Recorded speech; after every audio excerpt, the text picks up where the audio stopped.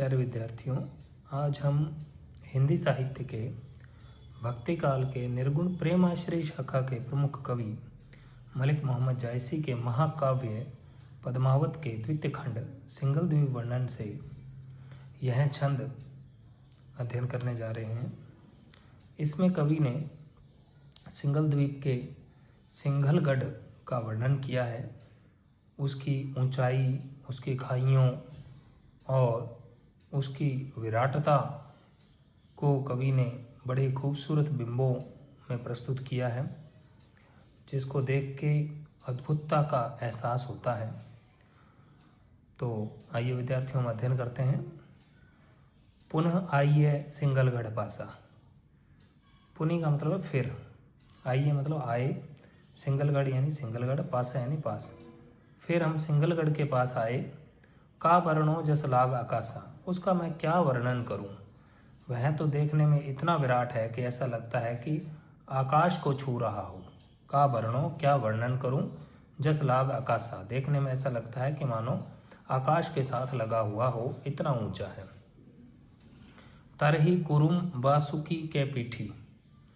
तरही यानी तला, पैंदा, कुरुम यानी कि कछुआ, वासुकी यानी कि वासुकी नाग, के पीठी यानी पीठ पर। उसका जो तला है, उसकी जो नींव है, वो कुरुम और वासुकी नाग की पीठ पर स्थित है। उसका जो तला है वह कुर्रम और वासुकी की पीठ पर स्थित है। ऊपर इंद्रलोक पर दीठी, और ऊंचाई जो है वह इंद्रलोक तक जाती है, यानी कि स्वर्ग तक जाती है।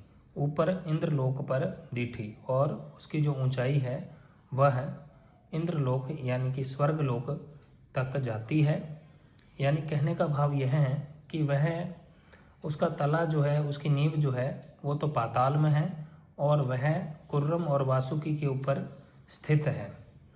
और उसका जो शीर्ष है, उसकी जो ऊंचाई है, उसका जो मस्तक है, उसकी जो दृष्टि है, वो स्वर्ग तक जाती है या स्वर्ग को देखती है। ऊपर इंद्रलोक पर डीठी, डीठी का मतलब दृष्टि, और ऊपर स्वर्ग तक उसकी दृष्टि है। कहने का भाव यह है कि उसकी नींव तो पाताल में है और उसका शीर्ष जो है वह स्वर्ग में है, यानी इतना वह विराट है, इतना बड़ा है। परा खो चौदिस तस बांका। खो का मतलब था खाई, चौदिस यानी चारों दिशाओं में, तस बांका यानी कि बांकी।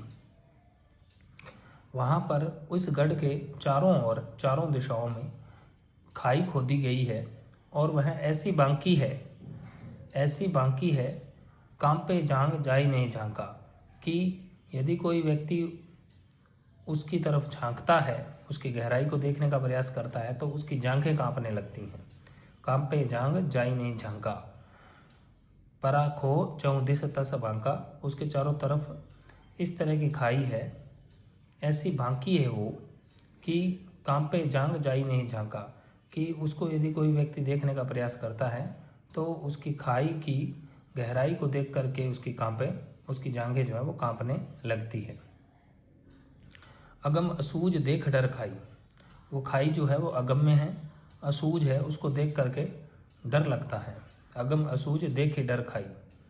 कवि कहता है कि वह खाई अगम्य है, असूझ है, इतनी गहरी है, उसको देख करके डर आता है।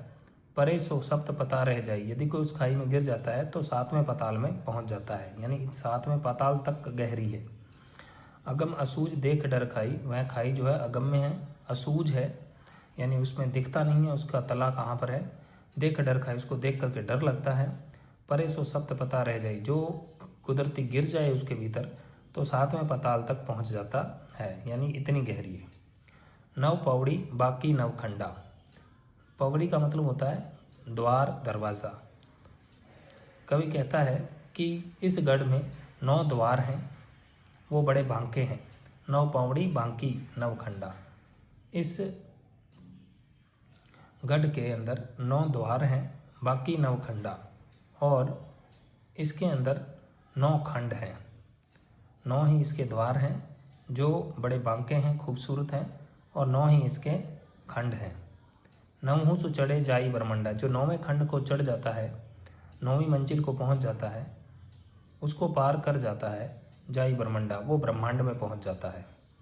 नमो जो चढ़े जाई ब्रह्मंडा, जो 9वें खंड का अतिक्रमण कर जाता है तो वह ब्रह्मांड में पहुंच जाता है। कहने का भाव यह है कि कवि ने यहाँ पर सिंगलगढ़ को शरीर के जैसा बताया है कि शरीर में जैसे 9 द्वार होते हैं, तो इस 9 द्वारों का अतिक्रमण कर लेता है जब मनुष्य साधक, तो वह 10वें द्वार में प्रवेश कर जाता है। 10वें द्वार में प्रवेश करते ही वह ब्रह्मांड में पहुंच जाता है, ईश्वर से उसका नाता जुड़ जाता है। 9 पौड़ी, बाकी 9 खंड, 9 उसमें द्वार हैं और बड़े ही खूबसूरत उसमें 9 खंड हैं। नमो जो चढ़े जाई ब्रह्मंडा, जो 9वें, कवि कहता है कि जो 9वें मंजिल या 9वें खंड को पार कर जाता है वह ब्रह्मांड को पहुंच जाता है।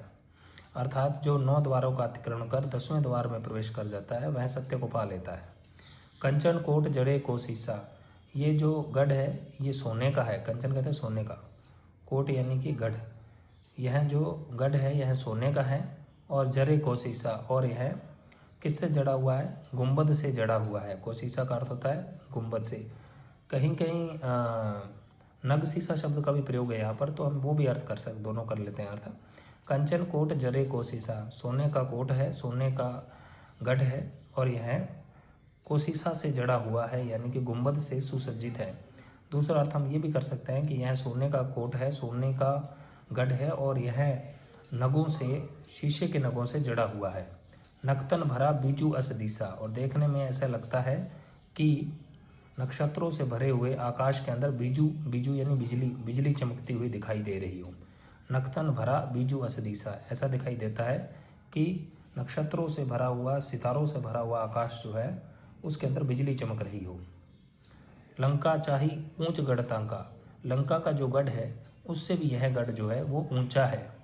निरखिन जाई दृष्टिमंथा का, और इसकी विराटता ऐसी है कि इसकी ऊंचाई की तरफ देखा ही नहीं जाता, दृष्टि और मन जो है वो थक जाते हैं।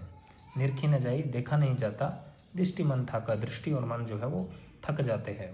हिये न समाई दृष्टि नहीं पहुँचे, जानू ठाड़ सुमेरु, इसकी शोभा जो है वो हृदय में समाती नहीं है, अपरंपार इसकी शोभा है और दृष्टि इस तक पहुँचती नहीं है। देखने में ऐसा लगता है सुमेरु जैसा विराट पर्वत खड़ा हो। जानू ठाड़ सुमेरु, ठाड़ का मतलब खड़ा, मानो सुमेरु पर्वत खड़ा हो। कह लग कहूँ ऊंचाई, इसकी ऊंचाई मैं कहाँ तक कहूँ, ताकर कह लग वर्णों फेरूँ, और मैं इसके फेरे का कहाँ तक वर्णन करूँ, इसकी ऊंचाई को कहाँ तक बताऊँ और कहाँ तक इसके फेरे का, इसके घेरे का वर्णन करूँ। तो प्यारे विद्यार्थियों, यहाँ कंचन कोट जरे कोशिशा नक्तन भरा बीजू असदीसा में उत्प्रेक्षा अलंकार का कवि ने प्रयोग किया है। फिर हिय न समाई दृष्टि ने पहुँचे, जानू ठाड़ सुमेर, कि मानो सुमेरु पर्वत खड़ा हो, तो यहाँ भी उत्प्रेक्षा का प्रयोग है। प्रतीकात्मक शब्दावली है, 9 पौड़ी 9 इंद्रियों का सूचक है और इसके साथ साथ 9 जो चढ़े जाई ब्रह्मंडा, तो अर्थात 10वें द्वार में जब पहुंच जाती है चेतना साधक की तो वह ईश्वर से साक्षात्कार कर लेता है। तो प्रतीकात्मक शब्दावली है और अद्भुत रस का प्रयोग है, क्योंकि इस गढ़ को कुर्रम और वासुकी की पीठ पर स्थित बताया है और स्वर्ग लोक तक इसकी ऊंचाई बताई है और विराटता का अनुभव, अद्भुत वर्णन कवि ने किया है। तो अद्भुत रस का भी प्रयोग है इसके अंदर और प्रतीकात्मक शब्दावली का कवि ने प्रयोग किया है। भाषा जो है वो अवधि है, छंद, अर्दाली और दोहा है, आप देख ही रहे हो। और बड़ा ही विराट अनुभव होता है इसको पढ़ करके और कहीं कहीं भय की प्रतीति भी होती है। परा खो 14 तस बांका, कांपे जांग जाई नहीं झांका, तो भयानक रस की सृष्टि भी कवि ने की है।